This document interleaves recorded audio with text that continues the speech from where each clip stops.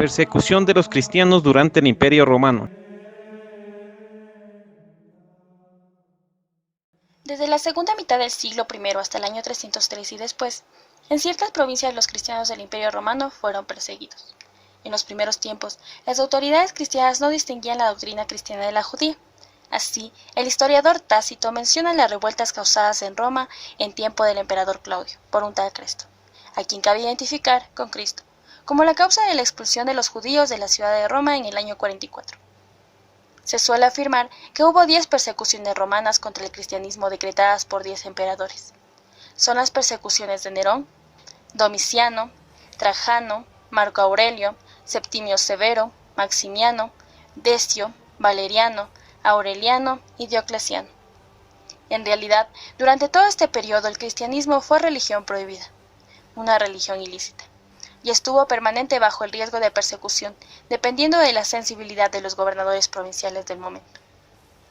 Durante largas épocas había bastante tolerancia y la Iglesia tenía libertad de actuación, que era interrumpida por algunas detenciones y algunos martirios, lo que obligaba a los cristianos a pasar a la clandestinidad. Las 10 persecuciones tradicionales son 10 momentos en los que las autoridades centrales iniciaban épocas de persecuciones generalizadas. Con todo, nunca eran seguidas uniformemente por el imperio. Una vez más, el grado de cumplimiento de los decretos persecutorios del emperador dependía de cada gobernador. La intensidad de cada persecución también variaba de una a otra. La de Nerón probablemente causó unas decenas de muertos en Roma, y no se sintió fuera de la ciudad, mientras que la de Diocleciano tuvo como finalidad exterminar el cristianismo y se empleó a fondo. Tanto fue el derramamiento de sangre que Diocleciano hizo acuñar una moneda con la inscripción: Diocleciano, emperador que destruyó el nombre cristiano. Es difícil dar un número de víctimas. El historiador inglés del siglo XVIII Edward Gibbon arroja un máximo de 2000 víctimas cristianas durante la Gran Persecución y supone un estimado total de 4000. Hoy en día, los historiadores más solventes suponen unas cifras de algunos miles, seguramente menos de 10.000, en todo el periodo. Primera persecución, la persecución de Nerón. La primera persecución dirigida por el imperio hacia el cristianismo se dio en el año 64 después de Cristo, durante los tiempos del emperador Nerón. Roma había sido incendiada y, al parecer, la única justificación coherente que encontró el emperador fue culpar a los cristianos. No se tiene evidencia de que alguien que fuera de la comunidad cristiana protestara por el hecho de haber culpado a los seguidores de Jesús de esa tragedia, lo que podría suponer que el cristianismo ya era bastante impopular entre los ciudadanos de la capital del imperio. También se cree que durante esta ola de persecuciones fue encarcelado el apóstol Pedro en la cárcel mamertiana y luego crucificado boca abajo en un acto de humildad, ya que no quería morir como un señor. Fue enterrado por los primeros cristianos de Roma en un cementerio contiguo. Se decía que una pared de color rojo marcaba el lugar. San Pablo, el llamado apóstol de los gentiles, es otro que también fue ejecutado. Por los Hechos de los Apóstoles, se sabe que San Pablo estuvo preso en Jerusalén tras unos disturbios provocados por los judíos. También sabemos que fue conducido a Roma, y en el mismo texto de los Hechos de los Apóstoles habla también de lo que pudo haber sido su muerte. Lo más probable es que Pablo fue ejecutado en Roma, aunque no se sabe con certeza. Se dice que murió 2 años antes de San Pedro, hacia el año 62 después de Cristo. La tradición cristiana, desde el siglo IV, fijó el día de la muerte de San Pedro y de San Pablo, el día 22 de febrero. Segunda persecución, la persecución de Domiciano. La segunda persecución, al parecer, se habría dado durante el gobierno del emperador Domiciano, entre los años 90 y 96 después de Cristo. A pesar de que durante este periodo hubo confrontación entre el pensamiento cristiano y el pagano, algunos estudios e investigaciones modernas han sugerido que no fue de grandes dimensiones. Se dieron algunos asesinatos y destierros, pero no al nivel de las siguientes persecuciones. Tercera persecución, la persecución de Trajano. La que comúnmente llamamos tercer persecución se dio bajo el emperador Trajano. Entre los años 98 después de Cristo y el 117 después de Cristo, el emperador no simpatizaba con el cristianismo, así que, a pesar de no perseguirlos de manera directa, si alguien los acusaba, se podría proceder en su contra. Como consecuencia, El solo hecho de ser cristiano ya representaba una posible sanción legal. Cuarta persecución, la persecución de Adriano. La cuarta persecución se dio bajo el emperador Adriano, entre el año 117 al 138 después de Cristo. Aunque este emperador fue más indulgente con los cristianos, durante este periodo se siguió manteniendo la persecución legal a los seguidores de Jesús. Adriano declaró que el mero hecho de ser cristiano no era suficiente para que se tomaran medidas contra ellos, sino que también deberían haber cometido algún acto ilegal. Quinta persecución, la persecución de Marco Aurelio. La quinta persecución sucedió durante el gobierno de Marco Aurelio, entre el año 161 y 180 después de Cristo. A pesar de ser considerado como un emperador ilustrado, no escondió su aversión hacia el cristianismo. En el año 177 después de Cristo instigó una persecución en la ciudad de Lyon, en Francia, donde fueron condenados de forma pública a varios castigos como ser comidos por las bestias o la tortura. En palabras de Marco Aurelio y su intolerancia contra los cristianos, promovió una imagen despectiva, manifiesta lo siguiente y a la vez justifica la persecución de este grupo religioso. Lo que justifica la eliminación física de los cristianos es, ni más ni menos, que creen de manera diferente, que contemplan la existencia de manera diferente, que viven de manera diferente, no ilegal o perversamente, solo diferente. Sexta persecución, la persecución de Septimio Severo. La sexta persecución se dio durante el reinado del emperador Septimio Severo, entre el año 202 y 211 después de Cristo.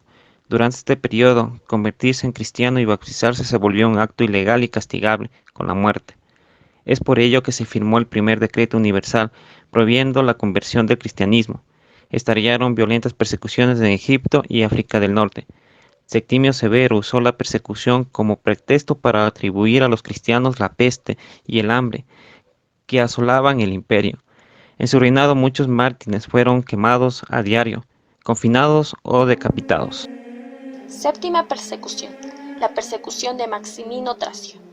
Durante el periodo del emperador Maximino Tracio, en el año 235 se produjo la séptima persecución, que duró hasta el año 236 después de Cristo. El emperador promulgó un edicto u orden de ejecución contra los dirigentes cristianos. ¿En qué región se manifestaron los efectos de esta persecución de Maximino Tracio?